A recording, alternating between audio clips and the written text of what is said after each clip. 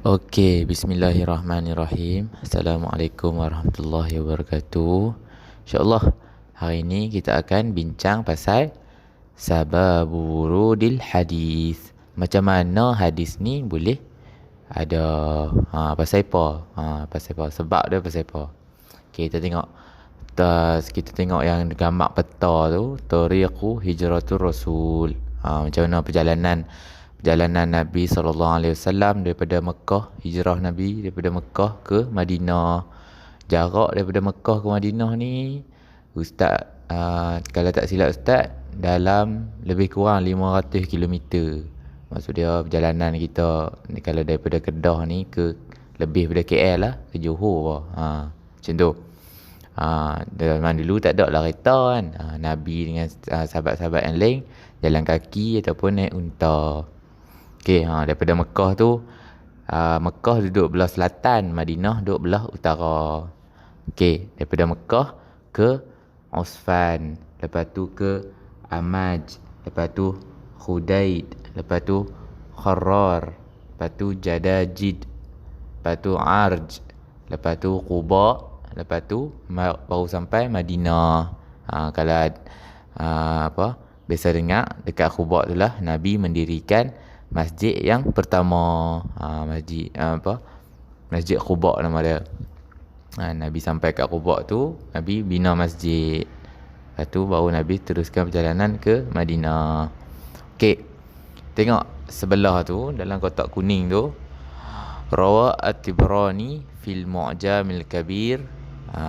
Riwayatkan Imam At-Tibrani dalam kitab dia nama Mu'jam Al-Kabir, an Ibni Mas'ud radhiyallahu anhu qala, daripada Abdullah bin Mas'ud. Nama dia Abdullah, tapi gelaran dia Ibnu Mas'ud. Abdullah bin Mas'ud radhiyallahu anhu qala, kana fina rajulun khataba mara'atan yukhalu laha Ummu Qais. Daripada kalangan kami ni ada seorang lelaki yang melamak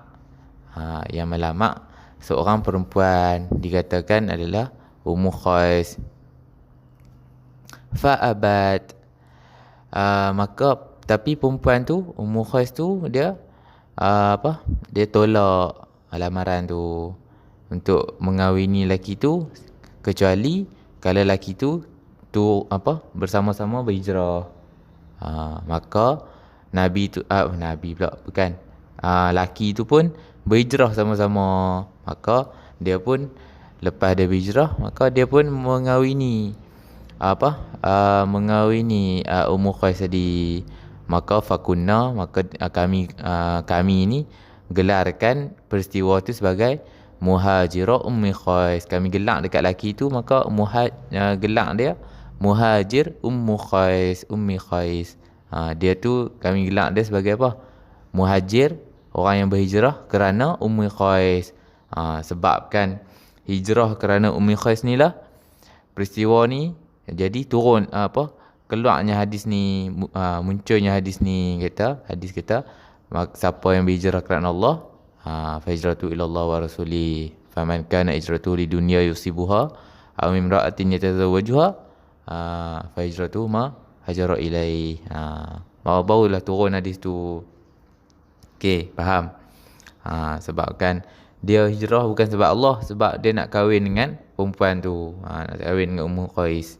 Barulah turun hadis tersebut. Faham? Okey, macam tu.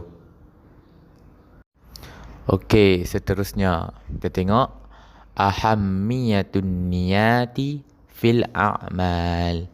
Ahammiyatun niyati fil a'mal, iaitu kepentingan niat dalam amalan kita. Apa kepentingan niat ni? Okey, kita tengok yang pertama. Yang pertama apa? Tamyizul ibadat minal adat. Untuk membezakan ibadah kita ni dengan adat kebiasaan kita. Okey, contoh Ustaz bagi. Okey, kalau kita makan, kita baca bismillah, kita guna tangan kanan, kita ikut semua yang disuruh, maka makan kita tu jadi ibadah. Kita niat kerana Allah. Kita niat, kata aku makan ni sebab aku nak bagi tenaga, aku nak beribadat kepada Allah. maka makan kita tu dapat pahala dan dikira sebagai ibadah.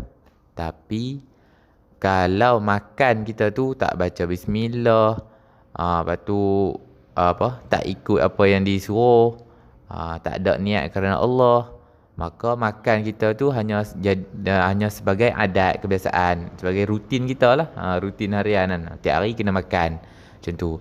Tak dapat pahala apa, dapat hanya sekadar kenyang dan hilang haus macam tu. Itu membezakan, niat tu yang membezakan antara perbuatan atau amalan kita tu menjadi ibadat ataupun menjadi adat kebiasaan.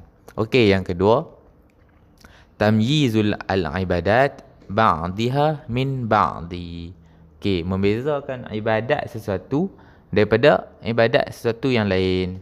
Maksud dia, bila kita solat, kita ada niat tertentu dia, iaitu usolli, saja aku solat. Okey, bila kita nak puasa, dia ada saja aku berpuasa macam tu. Dia maksud dia bukan satu niat boleh pakai untuk semua amalan. Maksud dia setiap amalan tu ataupun setiap buatan tu dia ada niat dia yang tersendiri. Dia tak boleh sama semua macam tu. Itu nak membezakan suatu ibadat dengan suatu ibadat yang lain. Okey, yang ketiga, la yatarattabu as-sawab ala fa'iliha illa bin niyat. Tak diberi pahala kepada pelaku satu amalan atau perkara kecuali dengan adanya niat. Maksud dia, bila ada niat barulah satu amalan atau perbuatan kita tu diberi pahala. Kalau buat satu benda macam kita semayang, kita tak niat pun kerana Allah, kita tak niat pun solat tu, maka kita tak dapat pahala apa. Dapat sekadar kita duk bangun tunduk tu kan, tak dapat apa, rugi lah. Jadi bila kita niat, barulah kita dapat pahala. Okey, faham? Tu kepentingan niat dalam amalan kita. Yang pertama, membezakan ibadat daripada adat kebiasaan. Yang kedua, membezakan ibadat sesuatu daripada sesuatu yang lain. Dan yang ketiga, kalau tak niat, tak dapat pahala. Okey, kita tengok pula yang bawah. Al-umurul lati tuaddi ila fasadin niyah. Perkara yang membawa kepada rosaknya niat. Okey, saya baca. Wa fil hadis annahu la tasihhul ibadah minal majnun. Pada hadis, sesungguhnya tak sah ibadat daripada orang yang gila. Maksud dia, orang gila ni tak sah ibadat dia. Sebab apa? Li'annahu laisa min ahlin niyah was-saum wal-hajj wa nahwiha. Sebab orang gila ni dia bukan daripada ahli niat. Niat ni maksud dia apa? Dia ada tujuan dia. Bila orang gila ni, dia tak ada tujuan. Dia tak tahu pun tujuan dia apa. Jadi dia tak termasuk dalam ahli niat. Dan puasa dia pun tak dikira, haji dia pun tak dikira, dan selain-lainnya. Wala uqudihi kal bai' wal hibah wan nikah. Dan akad dia pun, apa-apa yang melibatkan dengan akad, macam jual beli, hadiah ataupun nikah, tak dikira, tak sah. Macam tu. Wa kadzalika la yasihu minhu at-talaq. Macam tu juga tak sah kalau dia lafaz talak. Macam tu. Kalau contoh dia dah kahwin, waktu kahwin tu dia waras. Lepas dia kahwin dia jadi gila, lepas tu dia lafaz talak, maka talak dia tu tak sah. Wala yajibu alaihi al-qisas wal hudud. Dan tak sah, tak wajib ke atas dia qisas ataupun hudud. Tak wajib. Kalau macam qisas, macam contoh orang gila, dia bunuh orang, jadi tak wajib ke atas dia qisas, sebab dia buat dalam keadaan dia tu gila. Maksud dia, dia tak ada dia tak waras. Dan tak wajib juga ke atas dia hudud. Kalau contoh dalam keadaan gila tu dia mencuri, dia tu sampai tahap, memang dah sampai tahap kena potong tangan, tapi tak wajib ke atas dia potong tangan sebab dia dah buat dalam keadaan gila. Wal ghafil la taklifa alaihi. Dan orang yang lalai ataupun orang yang hilang akal ni tak ada taklifan kat atas dia, tak ada tanggungjawab kat atas dia. Li'anna al-qasdu yastalzim al-amal bil maqsud. Kerana al-qasdu, niat tu, dia melazimkan amalan dengan tujuan, dengan maksud. Ada tujuan dia. Setiap amalan kita tu ada tujuan dia. Wal ghafil ghairu ghasid. Dan tapi orang yang hilang akal ni, dia tak ada tujuan. Ghairu ghasid, dia tak ada tujuan dia. Okey, macam tu. Faham kita bincang pasal umur lati tu addi ila fasadin niyah, perkara yang membawa kepada rosaknya niat. Dan abang kata orang gila ni dia tak termasuk dalam hadis tadi. Macam tu. Dia tak termasuk dalam ahli niat. Apa yang saja yang dia buat tak dikira ibadat dia, akad dia, talak dia, tak wajib kat atas dia qisas dan hudud. Sebab apa? Dia tak ada taklifan kat atas dia. Okey, dapat? Kalau tak faham, ulang balik. Okey. Okey, at-tadribat, latihan. Okey, Ustaz nak kamu buat dalam buku.